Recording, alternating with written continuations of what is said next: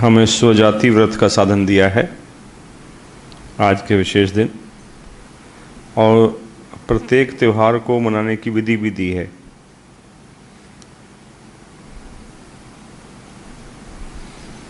तो उसी कड़ी में पुण्यवान का बनाया हुआ भजन है।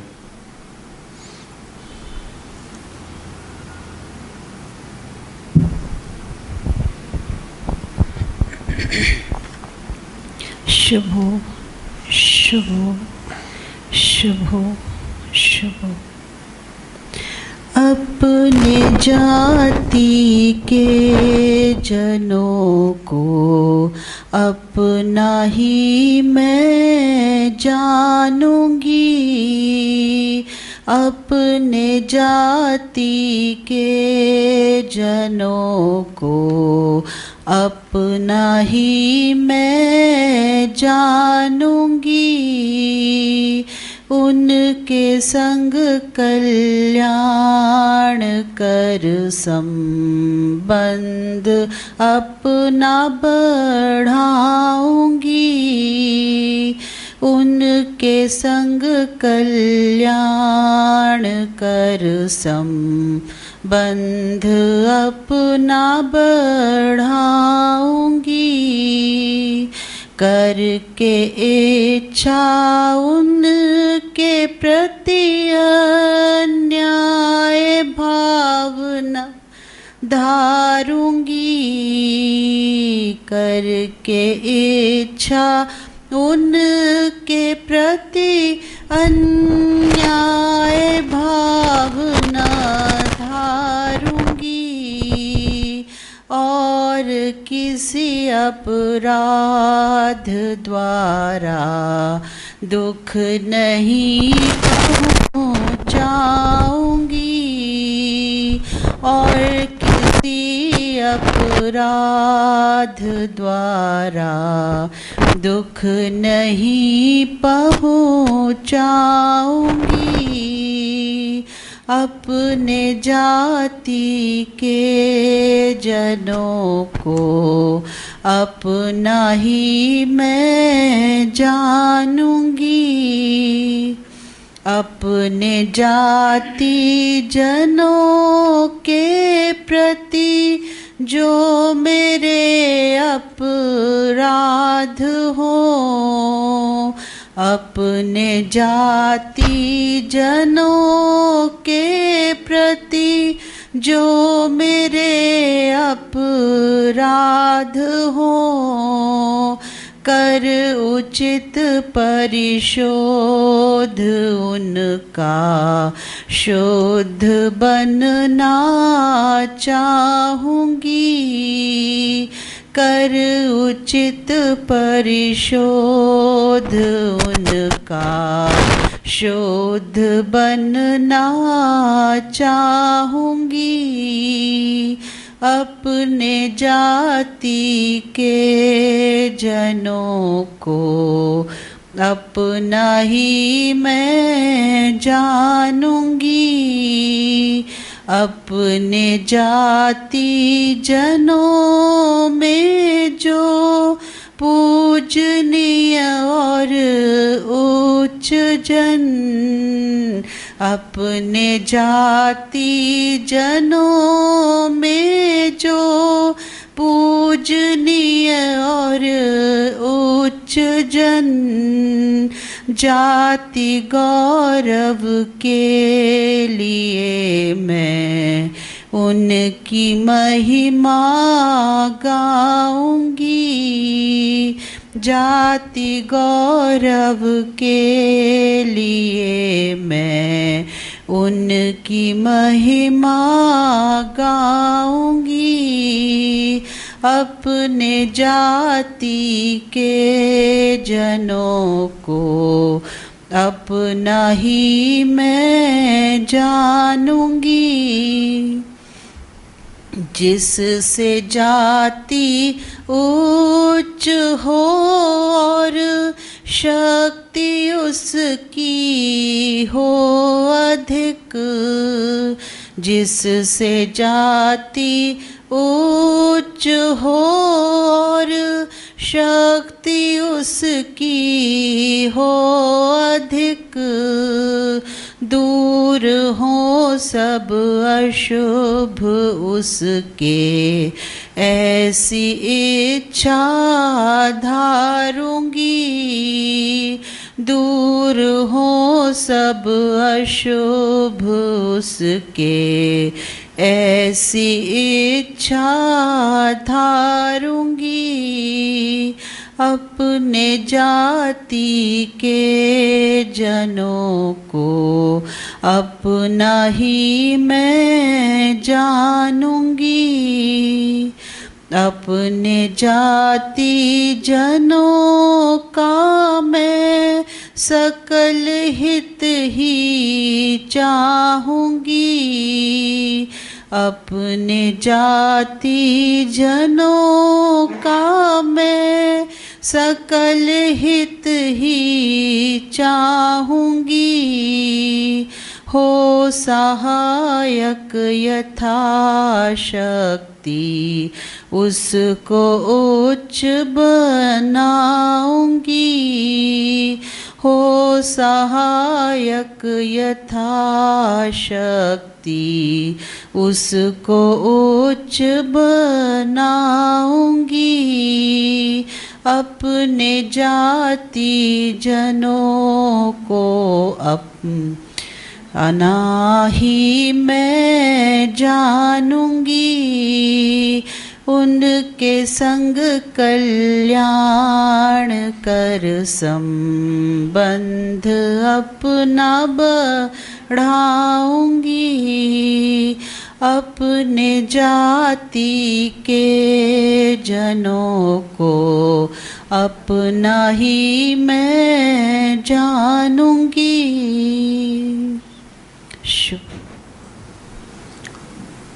पूजनीवान ने स्वजाति व्रत के संबंध में स्वजाति यज्ञ साधनकर्ता के लिए जो साधन को कर रहे हैं कुछ आदेश फरमाए हैं। भगवान फरमाते हैं वे अपनी जाति व अपने जाति जनों के साथ अपने संबंध को भली भांत अनुभव करे। प्रत्येक संबंध में, प्रत्येक त्यौहार में जो 16 त्योहारों की कड़ी है उसमें एक कॉमन चीज़ है। सबसे पहले भगवान किस पे जोर देते हैं? संबंध पे। जब तक किसी के साथ आप रिलेशन बोध नहीं करते, संबंधी बोध नहीं करते, तो बाकी सारे उपदेश, बाकी सारी शिक्षाओं का आधार ही हिल जाता है। तो पहला है फील कनेक्टेड, संबंध बोध। और दूसरा आदेश भी इसी से जुड़ा हुआ है, वो भी कॉमन है। भगवान फरमाते हैं कि जो संबंध का आधार भी सही होना चाहिए। संबंध तो बहुत करते हैं, कई बार हम किसी संबंध में, किसी रिलेशन में संबंध फील करते हैं, लेकिन उसका बेसिस क्या है? बेसिस जिससे जीवन बेहतर हो, बेटर लाइफ बने, यानी कि उच्च जीवन हो। इसलिए भगवान सब संबंधों में इस चीज़ को रखते हैं और इस संबंध में इस बात को रखा है उन्होंने कि वह स्वजाति जनों के संबंध में अपने आप को प्रत्येक नीच गति से मुक्त करने व मुक्त रखने और प्रत्येक उच्च गतिदायक भाव के उत्पन्न व उन्नत करने की आवश्यकता को भली भांत अनुभव करे। ये फिर कॉमन है, संबंध बदल जाएगा लेकिन बेस यही है। ये दोनों बातें बेसिक हैं। पहली बात संबंध बोध और दूसरा उसका आधार कौन सा होना चाहिए? उच्च भाव। प्रत्येक संबंध दो आधारों पर टिकट हो सकता है। कोई भी संबंध हम दो आधार पर कर सकते हैं। माँ बाप के साथ मेरा संबंध नीच भावों पर आधारित हो सकता है, स्वार्थ पर आधारित हो सकता है, और सेवा पर भी आधारित हो सकता है, कृतज्ञता पर भी आधारित हो सकता है। हर रिलेशन में ये चीज़ है कि नीच गति से मुक्त रखना है उस संबंध को और उच्च गति उत्पन्न करने हैं, उच्च भाव उत्पन्न करने हैं, उच्च गति पर आधारित वो संबंध होना चाहिए। इससे आगे आप फरमाते हैं कि वे अपने जाति जनों के सब प्रकार के बुरे और भले गुणों के विषय में, गुण कितने किस्म के होते हैं? भले भी होते हैं और अवगुण भी होते हैं। जहां तक संभव हो अवगत होने की चेष्टा करे। सिर्फ गुण गुण ना देखता रहे, अवगुण भी देखे, क्योंकि अवगुणों को दूर करना है। और गुणों पे काम करना है। अपनी जाति के संबंध दोनों पक्षों का उसको अध्ययन होना चाहिए। वह अपनी जाति की शिक्षा, प्रथा, रीति, नीति, उसके साहित्य, आचार, व्यवहार और अनुष्ठान आदि में जो कुछ निर्दोष और हितकर हो उसे यथासाध्य जानने की चेष्टा करे। पूजनीय भगवान ने इस आदेश का बड़ा सुंदरता से पालन किया। स्वयं उन्होंने बहुत से ग्रंथों को, चीज़ों को, सिस्टम्स को समझा। इसलिए जो अनुष्ठान विधि दी है आपने, चाहे वो विवाह के संबंध में है, चाहे वो नामकरण संस्कार है, दाह संस्कार है, जितने संस्कार आमतौर पर रहते हैं उनमें जो अनुष्ठान होते हैं, जो विधि अपनाई जाती है, उसमें पूजनीय भगवान ने इस बात का साथ दिया कि वो जितना वो निर्दोष और हितकर पार्ट है, जितना यूज़फुल है, यूज़फुल कौन सा है? जो उच्च भावों को बढ़ाए, सीधी सी बात, जो एक बार दूसरे के लिए हेल्पफुल हो आत्मिक लेवल पर, उन चीज़ों को रखा है। इसलिए बड़ा सिलेक्टिवली उन चीज़ों को रखा है। विवाह अनुष्ठान में भी वो चीज़ें रखी हैं जो अच्छे भावों को बढ़ाने वाली, सद प्रतिज्ञा या संस्कारित करने वाली हैं। ऐसे ही यहाँ पर उन्होंने फरमाया कि अपनी जाति में जो भी साहित्य है, नीति, रीति, प्रथा हैं, जो भी अनुष्ठान है, व्यवहार जो भी चल रहा है, आचार व्यवहार, सब में यू शुड बी सिलेक्टिव। जो निर्दोष है, हितकर है, उसको जानने की कोशिश करें। वह अपने ऐसे स्मरणीय स्त्री पुरुषों को अपनी जाति में, जिन्होंने उसके जाति जनों में कुछ विशेष कंट्रीब्यूशन किया है, उनको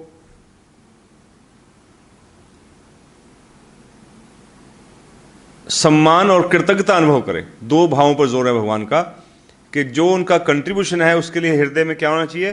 सम्मान, और जो उन्होंने किया है उसके लिए हृदय में शुक्रगुजारी का भाव। तो क्या कोई कुछ विशेष कर सकता है आम इंसान से हटकर? आपकी जाति में स्त्रियां या पुरुष कुछ विशेष कंट्रीब्यूशन क्या कर सकते हैं? ये गाइडलाइन भी है हमारे लिए कि हमें कोई कहे कि आम जीवन जीना है, कोई विशेष करना है, लाइफ जीनी है, बेटर लाइफ जीनी है, कुछ जीना है, सांस लेने का नाम जीवन है, या कुछ और जीवन को ऊंचा उठाना है, अपने समाज के लिए, अपनी जाति के लिए, अपने देश के लिए कुछ करना है, तो क्या क्या किया जा सकता है, इसका भी इंडिकेशन है। उच्च जीवन पहला काम, उच्च जीवन व चरित्र, करैक्टर के विकास, जिन्होंने इस पहलू में कंट्रीब्यूट किया हो। उचित दलबद्धता की महिमा के प्रचार, उचित जो डिसिप्लिन है, एक अनुशासित टीम की तरह सोसाइटी काम करे, जाति काम करे, उसमें किसी ने कंट्रीब्यूट किया हो। तत्व ज्ञान के अनुशीलन, जो फिलॉसफिकल चीज़ें हैं, दार्शनिक चीज़ें हैं, उसमें क्या सच्चाई हो सकती हैं, उसमें कोई रिसर्च की हो। अब इन सब पे एग्जाम्पल दिए जा सकते हैं जिन्होंने कंट्रीब्यूट किया है। किसी कुनीति व कुप्रथा के निवारण, जिन्होंने यहाँ कंट्रीब्यूट किया, जैसे राजा राम मोहन राय ने सती प्रथा का निवारण में बहुत बड़ा एक कंट्रीब्यूशन किया और फिर ब्रह्म समाज की स्थापना भी की। विज्ञान की उन्नति, आर्यभट्ट से लेकर बहुत से नाम हम स्मरण कर सकते हैं जिन्होंने विज्ञान की उन्नति में कार्य किया। शिल्प की उन्नति, मैं तो पेंटिंग्स देख के हैरान हो गया। एक बार वहाँ त्रिवेंद्रम गए, कोई महाराजा थे, वर्मा, रवि वर्मा, हाँ, कमाल की पेंटिंग्स हम पेंटिंग देखते हो तो हैरानी भर देती हैं। वाणिज्य की उन्नति, उस ज़माने में कितने हजार साल पहले भी अलग अलग ढंग से व्यापार की टेक्निक्स थी। साहित्य की उन्नति, कैसे कैसे ग्रंथ लिखे गए, कब कब लिखे गए, कितना मुश्किल था आज लिखना और तब के लिखने में कितना अंतर है। कैसे कबीर ने दोहे लिखे हैं, कैसे रामायण की चौपाइयाँ लिखी हैं, बहुत कुछ साहित्य में लिखा गया है। बहुत से कवि हुए हैं, बहुत से कहानीकार हुए हैं, प्रेमचंद ने ऐसे दर्द ही भर दिया वो कहानियों में। तो बहुत लंबी लड़ी है इस विषय में। कंट्रीब्यूशन तो है उन लोगों का, वो साधारण जीवन जी के नहीं गए, they have contributed in one other way. Society को उठाने में, उनको गाइडलाइन देने में हेल्प किया उन्होंने। साधारण शिक्षा के प्रचार में आर्य समाज की संस्थाओं ने, डीएवी ने, गवर्नमेंट तो बहुत बाद में अवेयर हुई है, प्राइवेटली लोगों ने बहुत काम किया। देव समाज संस्थाओं ने और संस्थाओं ने बहुत आगे आकर साधारण शिक्षा के प्रचार प्रसार में काम किया है। किसी साधारण पीड़ा के निवारण में। कल ही मैं कोई मेरे साथ खड़े थे घर में, तो एक सरदार जी की फ़ोटो दिखा रहा था। मैं कहा इनको मैं बहुत प्यार करता हूँ। कहते कौन है ये? मैं कहा जब पाकिस्तान बना, लोग अपना अपना सामान जो उठा सकते थे कंधे पे ढोकर, कोई जेवर है, कोई बर्तन है, कोई खाने की चीज़ है, कोई बिस्तर ही है, किसी का बच्चा ही है, किसी की माँ ही है, उठा लाए। मैं कहा ये भी उठा के लाया आदमी, एक अपाहिज लूले लंगड़े को जिसका कोई नहीं था, उसको अपनी जायदाद बनाए कंधे पे लेके आया। उसका नाम था भगत पूरन सिंह। और माँ ने कहा था कि बेटा इस कोख की लाज रखना, कुछ ज़िंदगी में ऐसा करना, तेरी माँ को आशीर्वाद दे दुनिया कि किस माँ ने पैदा किया है। कहते ठीक है माँ, सतवचन। कहते एक काम कर, शादी मत कराना, अविवाहित रहना, ताकि फोकस रहे, एक तरफ चलता चले। नहीं तो माँ कहती है वंश चलाना है, ये है वो है, मैं मर जाऊंगी, तू शादी कर। वो उल्टा पाठ पढ़ा रही, दुनियावी लिहाज से देखा है तो उस व्यक्ति ने साधारण पीड़ा के निवारण में ऐसा काम किया कि आज भी वो संस्था अमृतसर में पिंगलवाड़ा के नाम से चलती है। भगत पूरन सिंह जी ने दरिद्रों और अनाथों के कल्याण, इसका बड़ा महत्व समझा जाता रहा है। जब भी अकाल पड़ जाते थे तो बड़े बड़े सेठ, बड़े बड़े जिनके हालात अच्छे होते थे, वो कल्याण के लिए आगे आते रहे हैं। उचित वीरता के प्रदर्शन से शिवाजी से लेकर और बहुत से नाम हैं महाराणा प्रताप तक, क्या हिम्मत, क्या हौसला, क्या दिलेरी दिखाई है अपनी जाति की रक्षा के लिए। कोई प्रशंसनीय विशेष सेवा की हो, ये सब पक्षों में विचार करने वाला है, सबकी घटनाएं इकट्ठी करने वाली हैं। ये अपने आप में पुस्तक लिखी जा सकती है। और यही 12 पॉइंट इकट्ठे कर लें हम, भगवान ने हमें गाइडलाइन दे दी है, आगे काम करना हमारा फर्ज है। तो उनके विषय में अवगत होने पर ऐसे समस्त नामों को याद करके, हर एक में 10-10 नाम भी जोड़े जाएं तो बहुत नाम इकट्ठे हो जाएंगे, 120 की कहानी बन जाएगी पुस्तक अपने आप में। उचित सम्मान और कृतज्ञ भाव अनुभव करें, उनके कंट्रीब्यूशंस को भूल नहीं जाना। मैं तो पन्ना दाई का ही याद करके हैरान हो जाता हूँ कि एक सेवादार, एक बाई, काम करने वाली, संभालने वाली स्त्री ने क्या कमाल पैदा कर दिया, और उसकी कितनी सुंदर गाथा वहाँ पर अगर जाएं उदयपुर में तो देखने को और पढ़ने को, सुनने को मिलती है। वे ऐसे सब स्थानों और चिन्हों के विषय में अवगत होकर जो उसके जातीय गौरव के प्रकाशक हों। जैसे मैं अभी पन्ना दाई का जिक्र किया, वहाँ जाएं तो मैं तो उस घोड़े को देख कर हैरान हो जाता हूँ, चेतक घोड़ा, उसकी बहादुरी के कारनामे और किस्से आज भी लोग याद करते हैं। उनके प्रति उचित सम्मान और पवित्र अभिमान अनुभव करें। लक्ष्मीबाई की जो वीरता थी उसमें उसके घोड़े का भी हाथ था, कितना वो तो वीर थी वो जिसने छलांग मारी और सुरक्षित नीचे उतर के भाग लिया, उसकी कम हिम्मत है। कूदने वाले की हिम्मत है, घोड़े की तो हिम्मत है कि कैसे सेटिंग की, क्या उसकी, कितना उसका ब्रेन और सिस्टम कितना साथ दिया उस चीज का। तो ऐसे स्थान जब देखने को मिलते हैं, अब हम तो खुद नहीं कूद सकते जाके, लेकिन वो जगह देखने में बड़ी एक अंदर से रोमांच और एक खुशी और एक आत्मगौरव का अनुभव होता है। अच्छा यहाँ से लक्ष्मीबाई कूदी थी, अब भी जाके देखो डर लगता है देख के, अच्छा यहाँ से कूदी थी, अरे बाप रे। तो ऐसे स्थानों की यात्रा से भी हम दर्शन करके भी, ऐसे स्थानों को सम्मान देकर भी पवित्र अभिमान अनुभव करें, ऐसा भगवान चाहते हैं। देखें और उससे गौरवान्वित और पवित्र अभिमान अनुभव करें। ऐसा कोई साहित्य है जिसमें अवगत होकर हमें जातीय गौरव का पता चल सकता हो, उस साहित्य के प्रति भी सम्मान और पवित्र अभिमान अनुभव करें। शिल्प विषय कार्यों के विषय में अवगत होकर उसके जातीय गौरव के प्रकाश करने वाला शिल्प है, उसके प्रति भी सम्मान और पवित्र अभिमान अनुभव करें। भगवान का जोर किस पे है? अब यदि एक कॉमन थ्रेड देखिए, अब तक जितना मैंने पढ़ा है, एक कॉमन थ्रेड है, भगवान हमें रिस्पेक्ट देना, सम्मान देना सिखाना चाहते हैं। मैं तो अक्सर कहा करता हूँ भगवान की ब्यूटी यही है। अब जाइए, कुछ सत्संग है, कथा है, लेक्चर है, धर्म से जुड़ा जो भी है, आपके अलग अलग भावों की पूर्ति होगी। कुछ ना कुछ तो भाव पूर्ति होती है ना, किसी ना कुछ तो समझ में आता है। भगवान देवात्मा की विशेषता यही है कि उनकी वाणी का जब पाठ करेंगे, उनके लेक्चर्स को सुनेंगे, उनके साधनों से गुजरेंगे, हर साधन में अगर आपने 1 घंटा लगाया, एक ही चीज़ पे अटैक होता है हर साधन में कहीं ना कहीं घूम फिर के एक चीज़ पे अटैक होगा। हम उस पर अटैक ना होने दें, हमारी चॉइस है, वो चॉइस तो हमारे पर रहेगी, लेकिन अटैक एक ही चीज़ होता है, किस पे? हमारे अहम पर। अहम टूटता है तभी कुछ सम्मान तभी निकले जब अहम टूटेगा। हम हमेशा भगवान की शिक्षा हमें विनम्र बनाने की कोशिश करती है। उनको पता है कि ये जब टूटेगा नहीं, उभर के ऊपर नहीं आएगा, तो सम्मान तभी पैदा होगा इन सब चीज़ों के लिए। अगर हम मैं ही सब कुछ हूँ तो फिर मैं बहुत बड़ी चीज़ हूँ, तो इनके प्रति सम्मान कैसे आएगा। तो भगवान कितना हमें सरलता का, सहजता का, विनम्रता का पाठ पढ़ा रहे हैं। बोलिए भगवान आपका शुभ हो। सम्मान का थर्ड कॉमन है हर जगह, देखिए आप।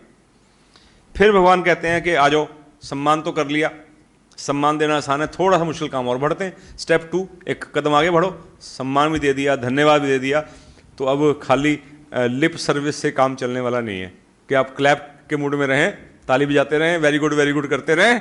भगवान कहते हैं मैं तुम्हारे लिए वेरी गुड कब करूंगा, जब तुम अपने बदले में क्या करोगे, सहाय और सेवा।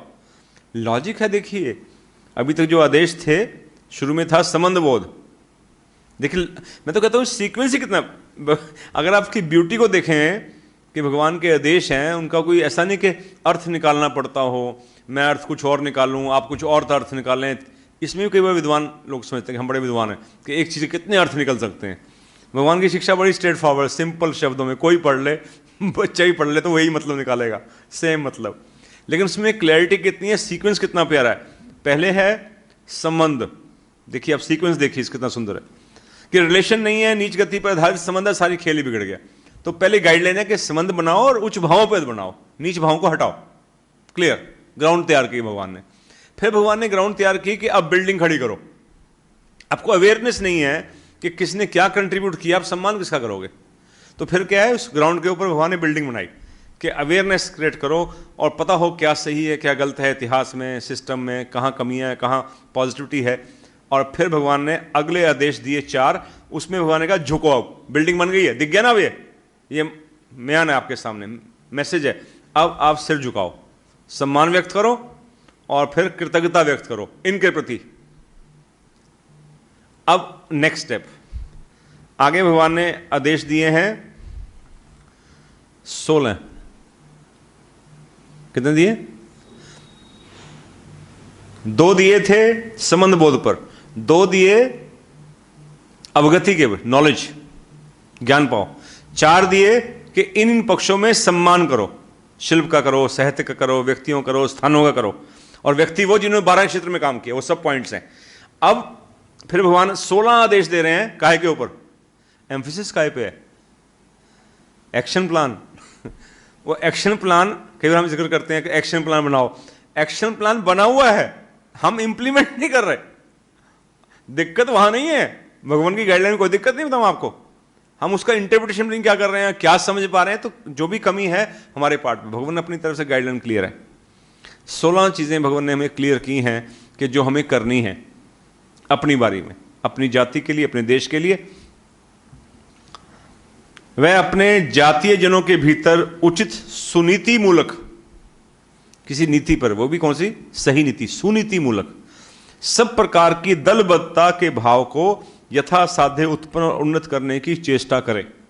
उसका एफर्ट होना चाहिए कि दलबद्धता बने, दल बने इकट्ठा, जिसकी नीति सही हो, गलत नीति के नहीं, इंटेंशन रॉन्ग नहीं होनी चाहिए। वह अपनी योग्यता के अनुसार जहां तक संभव हो, अब इसमें सब पॉइंट्स हो सकते हैं, ये मेजर पॉइंट हो गया। एक्शन प्लान जो करने वाला है उसके छोटे छोटे अलग अलग पॉइंट्स हो सकते हैं, डिटेलिंग हो सकती है, मोटी गाइडलाइन है। अपने जातीय जनों में उच्च जीवन, उच्च चरित्र, विद्या, विज्ञान, शिल्प और वाणिज्य आदि की उन्नति में सहायक बने। कितने एरियाज दे दिए कि इन सब क्षेत्रों में उच्च जीवन, उच्च चरित्र, हम साहित्य निकाल रहे हैं एक तोहफा आज का, फिर निकाल रहे हैं एक खोज उभरते व्यक्तित्व की, काहे के लिए कर रहे हैं सब कुछ, हजारों रुपए दान इकट्ठा कर रहे हैं, लाखों को इकट्ठा करके लाखों खर्च करने के मूड में हैं। यही एक प्रतिज्ञा, एक ही संकल्प, एक ही दिशा जो भगवान दे रहे हैं, क्या कि करेक्टर बिल्डिंग, उच्च जीवन, उच्च चरित्र, बच्चों में संस्कार आए, आपकी जाति में, आपके देश में ये चीज़ फैले, इसकी एक पूर्ति कर रहे हैं। सिर्फ छोटे से देश की पूर्ति कर रहे हैं, लेकिन कर तो रहे हैं, चुप तो नहीं बैठे। विद्या में, विज्ञान में, शिल्प में, वाणिज्य आदि की उन्नति में सहायक बने। वह अपने जाति के महाजनों की सब प्रकार की उचित समृद्धि और कीर्ति की रक्षा के लिए यथा समर्थ्य चेष्टा व उसमें सहाय करे। जो महाजन है, महान जन, विशेष जन, जिनका कोई कंट्रीब्यूशन है, उनकी उचित स्मृति और कीर्ति रक्षा में एफर्ट करे। वे अपनी योग्यता के अनुसार जहां तक संभव हो अपने जाति के पुरुषों के साथ साथ अपनी जाति की स्त्रियों की भी सब प्रकार की उन्नति में सहाय करे। बराबर वेटेज दिए दोनों के प्रति। वे यथा समर्थ, हाँ थोड़ा मार्जिन रखा है कि समर्थ को देख के, मेरी समर्थ ही नहीं है, मेरे पास हालात ही नहीं कुछ करने के, मेरी न शारीरिक समर्थ है ना आर्थिक समर्थ है, तो अपनी समर्थ देख लो भाई। लेकिन समर्थ है फिर भी नहीं करते तो फिर कल्प्रिट है।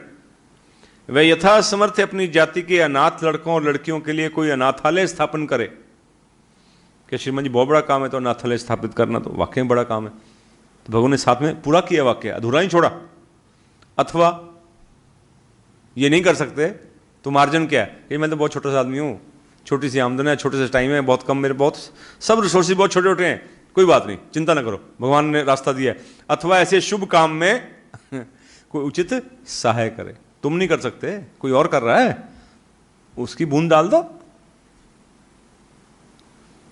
कंप्लीटनेस देखिए भगवान की हर चीज में, मतलब कि ऐसा नहीं कि हम उसको आदेश को कहें क्या है ये, ऐसा नहीं कर सकते। आपको रास्ता दिया भगवान ने। वे यथा समर्थ असहाय विधवाओं की रक्षा उन्नति के लिए कोई विधवा आश्रम स्थापन करे। सेंटेंस खत्म नहीं हुआ। अथवा ऐसे शुभ काम में किसी प्रकार की उचित सहाय करे। वे यथा समर्थ अपने जाति के ऐसे लोगों के लिए जो एक व दूसरे कारण से अपनी रक्षा अथवा अपना भरण पोषण करने के योग्य हों, दरिद्र व सहायशाला स्थापन करे। गरीबों के लिए कोई ऐसी स्थान बनाए जो नहीं कमा सकते, नहीं खा सकते, पेट भर सकते, उनकी व्यवस्था हो कोई। अथवा ऐसे शुभ काम में कोई उचित सहाय करे। वे यथा समर्थ अपने जाति जनों की शारीरिक चिकित्सा व उन्नति के लिए कुछ चिकित्सालय व कुछ संस्था स्थापन करे। कि हॉस्पिटल खोलूं मैं, अब नहीं खोलो कोई बात नहीं। अथवा ऐसे शुभ काम में उचित सहाय करे। वे यथा समर्थ अपने जाति जनों के मानसिक कल्याण के लिए कोई विद्यालय, ये सारे ऑप्शंस दिए हैं कि किसी क्षेत्र में कुछ तो करो। महाविद्यालय, विश्वविद्यालय, बड़े महाराज ने पूरे प्रोजेक्ट दिए हैं, छोटे से मिनी प्रोजेक्ट से लेकर माइक्रो लेवल पर कि 10 रुपए दे सकता हूं मैं, आधा घंटा दे सकता हूं, चलो ठीक है, पूरा जीवन दे सकता हूं और अरबों खरबों भी खर्च कर सकता हूं, तो पूरा स्कोप, पूरी रेंज कवर है। विद्यालय तक नहीं रोका भगवान ने, विश्वविद्यालय का है। डेफिनेटली वो विश्वविद्यालय भगवान का इंटेंशन ये नहीं कि पैसा कमाने का सोर्स बन जाए, सेवा के भाव से। पुस्तकालय आदि के स्थापन करे, ऐसे किसी काम में उचित सहाय करे। वह अपनी जाति जनों में शिल्प की उन्नति के लिए कोई शिल्प विद्यालय व प्रदर्शनी आदि स्थापन करे। एग्जीबिशन का कंसेप्ट भी है तब से। अब अगर उनको दोबारा लिखने का मौका मिले तो कितना स्कोप खोल देंगे, सोचिए आप। ऑनलाइन भी आएगा, कि ऑनलाइन भी करें, सब कुछ आ जाएगा इसके अंदर। छोड़ने वाले नहीं भगवान, रेंज को बढ़ाने वाले ही हैं। वह यथासाध्य स्वजाति जनों की उत्पन्न की हुई बनाई हुई वस्तुओं का व्यवहार करके उनकी आय में उचित रूप से सहाय करे। जो स्वदेशी की बात आ रही है या स्वजाति की बात भी वहीं शामिल है। वह यथासमर्थ अपनी जाति के साहित्य की उन्नति के लिए आप कोई उत्तम पुस्तक रचे व अनुवाद करे। कई धर्म संबंधी ऐसा काम करते हैं, जो हमारी साहित्य उपलब्ध है उसकी हिंदी या उसकी अंग्रेजी में कन्वर्ट करने में मदद करते हैं, बहुत अच्छी बात है। कई उसके छुपवाने में मदद करते हैं, बहुत अच्छी बात है। अभी पुस्तक आ रही है ना, विशिष्ट महिलाएं 8, तो हमने सोचा कि 8 को 8 गुना 8 64, चलो उनकी स्मृति में सम्मान देने के लिए कितने लोग खड़े हैं? 64 महिलाएं, और फटाफट पूरा हो गया। कोई बहुत एफर्ट भी नहीं करना पड़ा। शुभ हो सभी महिलाओं का। तो इस प्रकार से हम उसमें सम्मान भी दे रहे हैं, उनकी स्मृति की रक्षा भी कर रहे हैं। Good effort.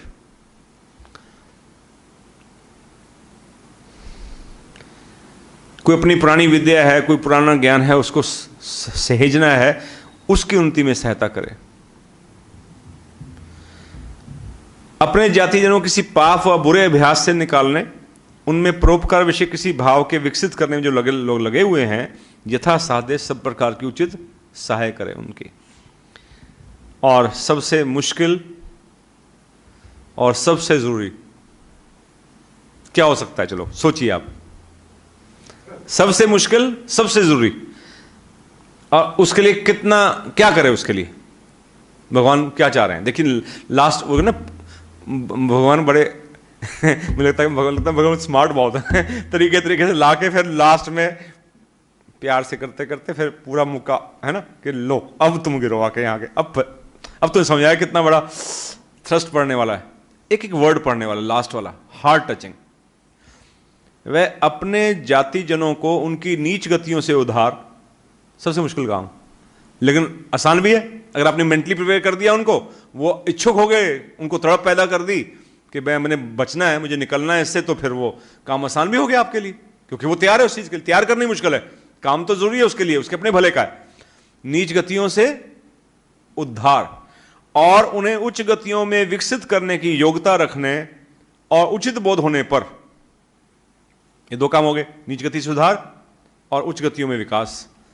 अब इस कार्य में उचित बोध करने पर ऐसे काम के लिए अपने सारे जीवन, ये वर्ड पढ़ने वाला है, कौन सा वर्ड है?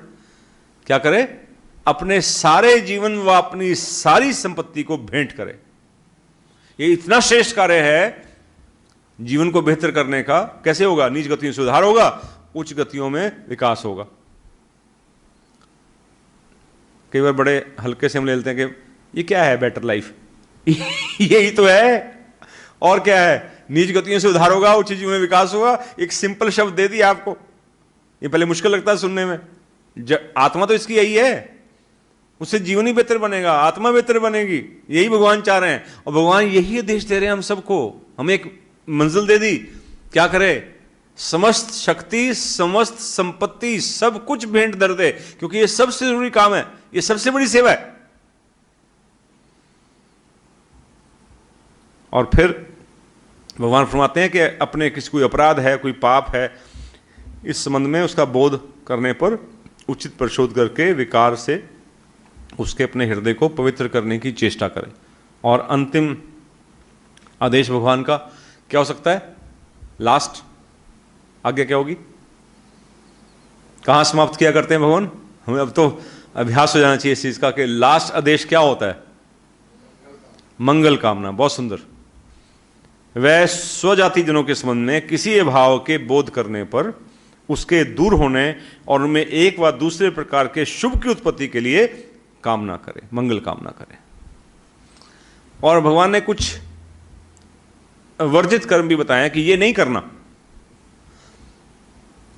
किसी क्रिया के द्वारा अपने किसी जाति जन को कोई हानि ना पहुंचाए, किसी साधारण हितकर काम को, हितकर काम शुरू तो करना बहुत दूर की बात है, कई बार लोग लठड़े खड़े रहते हैं हितकर काम रोकने के लिए। तो किसी साधारण हितकर काम को अपनी किसी अनुचित क्रिया के द्वारा हानि ना पहुंचाए। वे अपनी जाति के किसी लाभ के लिए, अब ये चीजें आपको अप्रिशिएट करने लोग मिल जाएंगे, और संस्थाओं में भी और संगठन होंगे कि वेरी गुड, आप भी ऐसा कह रहे हैं, भगवान ने ऐसा कहा है। हाँ, भगवान ने एक और बड़ी सेंसिटिव बात की है। भगवान का बैलेंस देखिए यहां पर। भगवान कहते हैं अपनी जाति के किसी लाभ के लिए किसी और जाति के उचित और मुख्य लाभ को कोई हानि ना पहुंचावे। यहां पिट जाता है इंसान, क्योंकि वो विंडिक्टिव और द्वेषपरायण बन जाता है। अपनी जाति के पीछे लग के गर्व से कहो मैं ये हूं, गर्व से कहो, दूसरे के लिए नफरत हृदय में आ जाती है, दूसरे के लिए हानि पहुंचाने वाला बन जाता है। तो ये जातियों में जो रेस हैं, इनमें ये प्रॉब्लम है। सबसे बड़ी दिक्कत है, अपने लिए विकास करें कोई दिक्कत नहीं, दूसरे को ढाकर, नीचा दिखाकर या कमजोर करके या उसकी हानि पहुंचाकर अपना विकास करना चाहते हैं, वो मेंटेलिटी गलत है, चाहे किसी भी जाति में हो। तो भगवान उसको रोकते हैं कि वे अपनी जाति के किसी लाभ के लिए किसी और जाति के उचित और मुख्य लाभ को कोई हानि ना पहुंचावे। वे अपनी जाति की भली बातों के साथ उसकी किसी मिथ्या व बुरी शिक्षा, बुरी प्रथाओं, बुरी रीतियों, बुरे आचार व्यवहारों की कभी प्रशंसा व पोषकता ना करें। कि लोग लठलिए खड़े रहते हैं कि नहीं जो है सब सही है, सब साइंटिफिक है, सब सही है, उसी को जस्टिफाई करते रहते हैं, जबकि कहीं ना कहीं समझ में आता है कि सही नहीं है, तब भी पोषकता नहीं करे। वह अपनी जाति का अनुचित पक्षपाती होकर किसी और जाति के मनुष्यों पर किसी प्रकार का अन्याय व अत्याचार ना करे। वह अपनी किसी अनुचित क्रिया के द्वारा अपनी जाति के भिन्न भिन्न संप्रदायों में परस्पर द्वेष और अनमेल की उत्पत्ति व उन्नति ना करे। विद इन द जाति भी बहुत से संप्रदाय सेक्ट्स हैं, उनको ना भिड़वा दे आपस में, उनके अंदर अनमेल पैदा ना करे। वह अपनी किसी अनुचित क्रिया से किसी अन्य जाति के लिए अपनी जाति के किसी उचित लाभ को हानि ना पहुंचाए। वह अपनी किसी अनुचित बातचीत व अन्य क्रिया से अपनी जाति के महापुरुषों का अपमान व निरादर ना करे। वह अपने जाति जनों में मिथ्या व अहितमूलक किसी प्रचलित भेद व घृणा का साथ देकर जातीय बल को हानि न पहुंचावे। वह जातीय बलवर्धक किसी साधारण काम में अपनी किसी अनुचित क्रिया के द्वारा कोई विघ्न उत्पन्न ना करे। ये ना करने वाले काम है, डूज डोंट्स। ऐसा करो, ऐसा नहीं करना। भगवान ने एक जगह उपदेश दिया 1903 में।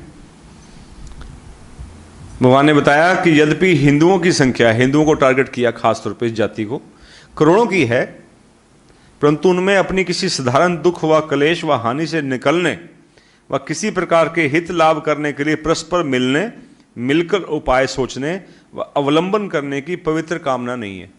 परेशानी में रहते हैं, लेकिन मिलकर सोच विचार करके कुछ सोल्यूशन ढूंढने के लिए आगे नहीं आते, एक टीम की तरह काम नहीं करते। इसलिए वे हजारों वर्षों तक साथ रहकर भी, इतने हजारों, कहते हम सबसे पुराने हैं, कोई बलिष्ठ जाति नहीं बन सके, और पराधीन रहकर अत्यंत हीन और नीच अवस्था रखते हैं। उनके भीतर कोई जातीय भाव नहीं फूटा, इसलिए उनमें कोई जातीय बल पाया नहीं जाता, ताकत नहीं दिखती।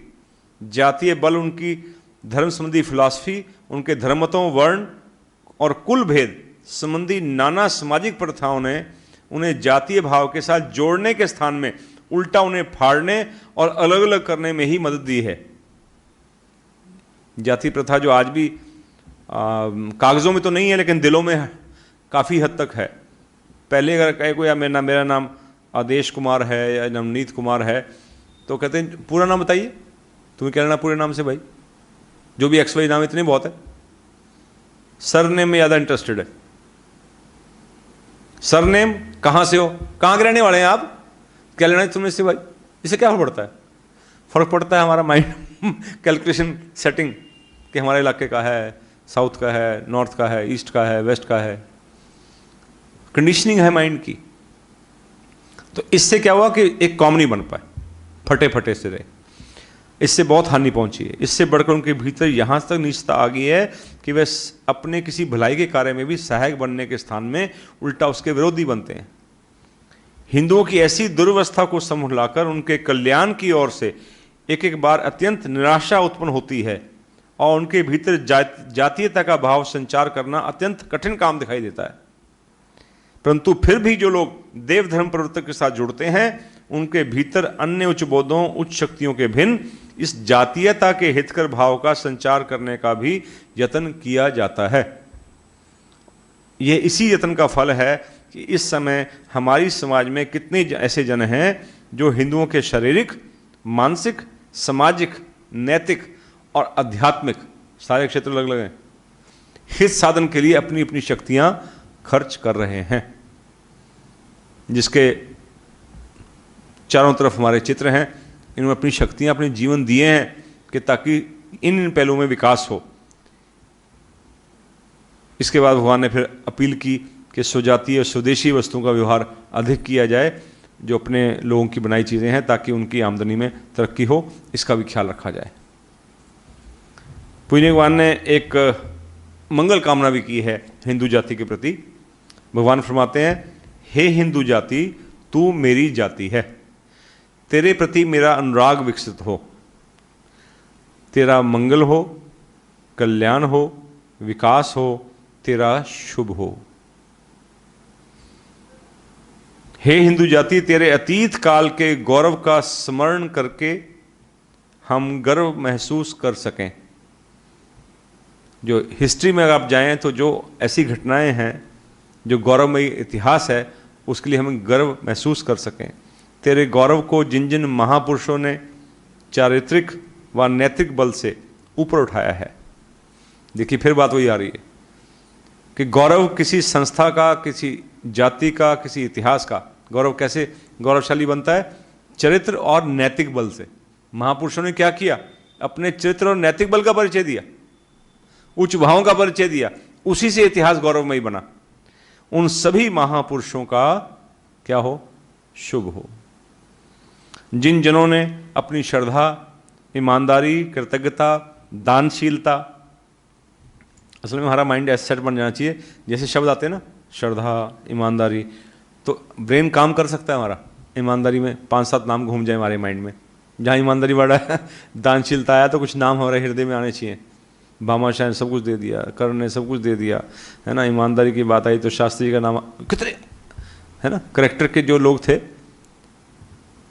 पवित्रता, शिवाजी का नाम आ जाए, साहस, महाराणा प्रताप का नाम, ऐसे कुछ नाम हमारे हृदय में। बोलने में टाइम ज़्यादा लगता है, सोचने में कम लगता है, तो मेरे बोलने में इतनी देर लग रही है, इतने में तो 5-7 नाम घूम जाने चाहिए।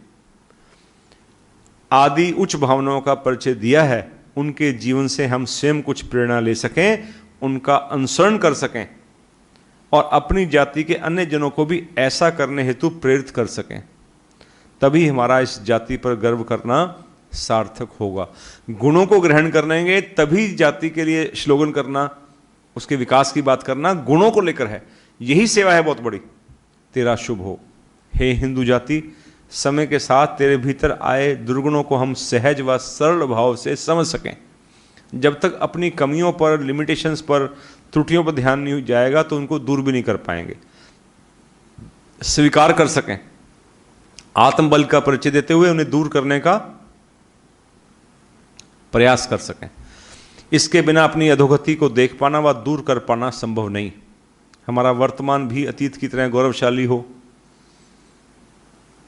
इतिहास गर्वपूर्ण है, अतीत सुंदर है, वर्तमान भी सुंदर और गौरवमयी होना चाहिए।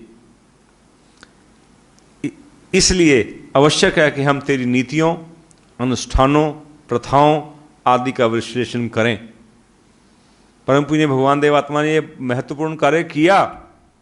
प्रथाओं, अनुष्ठानों को देखा, चीजों को देखा, क्या उचित है, क्या अनुचित है, किसकी जरूरत है, वो आत्मबल वर्धक है कि नहीं, कि टाइम पास है खाली।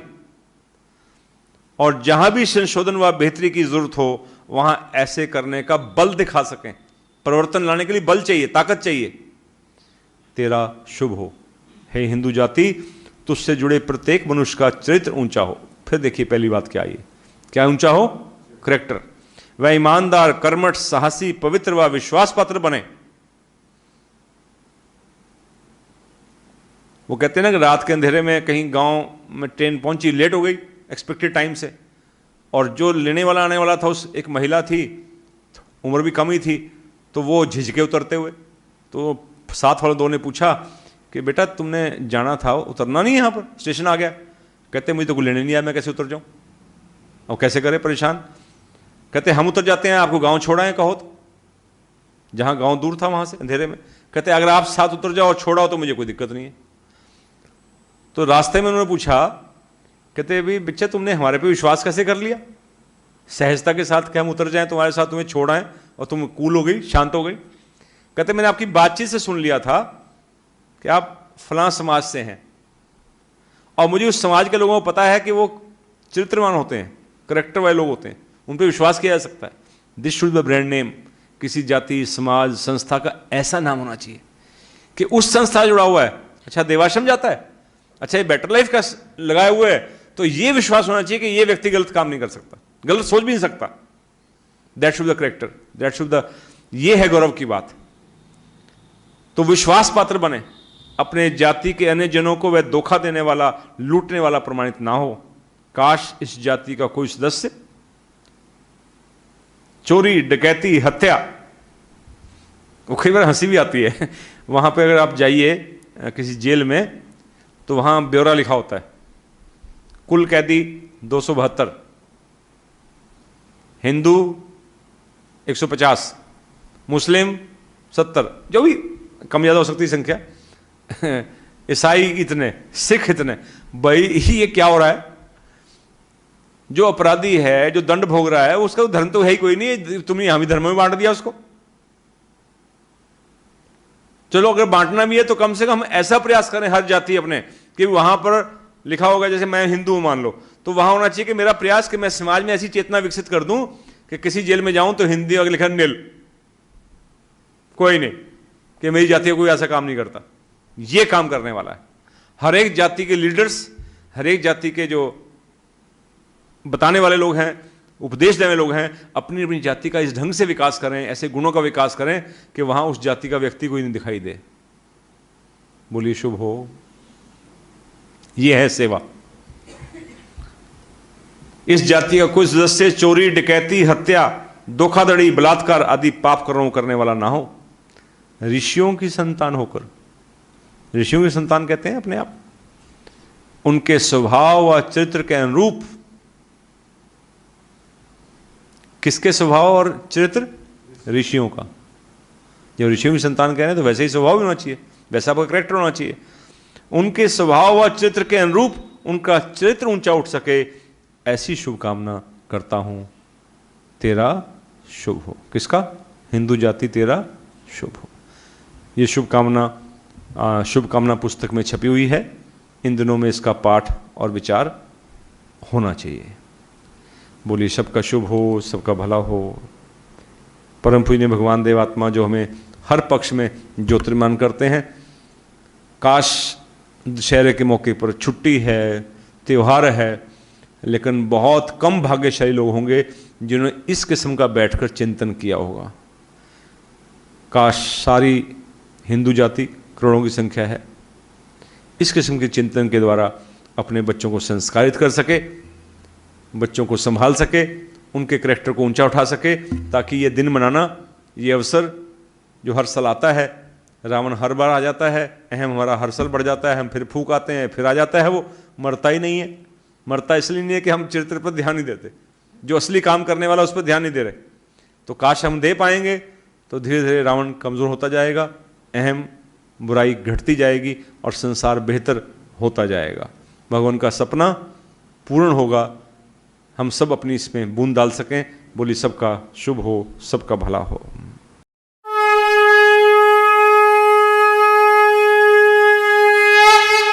जय जय देव गुरु,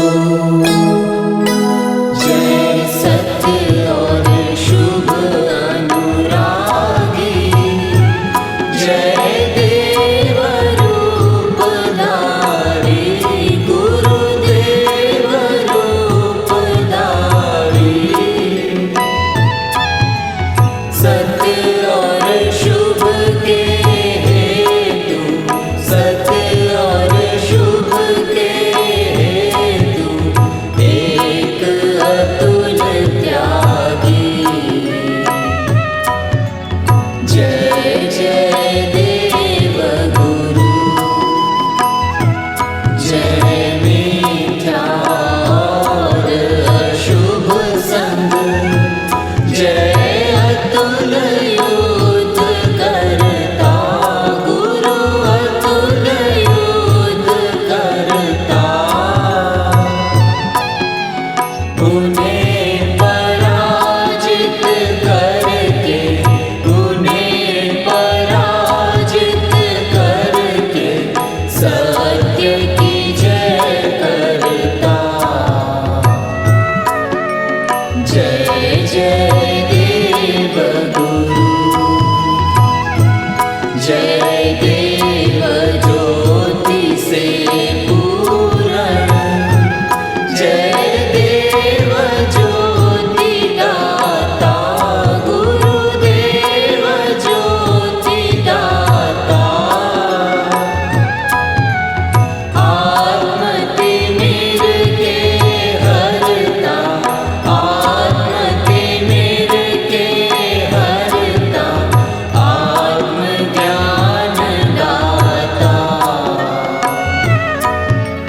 जय जय देव गुरु, जय देव तेज से पूरण, जय देव तेज दाता, गुरुदेव तेज दाता। नीच गति के हरता, नीच गति के हरता, सत्य मोक्ष दाता। जय जय देव गुरु, जय देव तेज संचारक, जय पाप में